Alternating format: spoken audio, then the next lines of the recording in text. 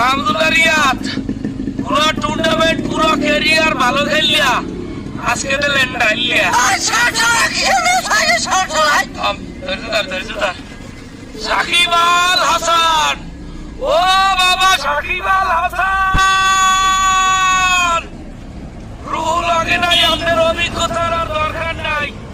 অভিজ্ঞতার প্রতিফলন আমরা দেখছি বিশ্ব সেরা অলরাউন্ডার সাকিব আল হাসান আমাদের অভিজ্ঞতার প্রমাণ আমরা পাইছি অলরাউন্ডার প্রমাণ আমরা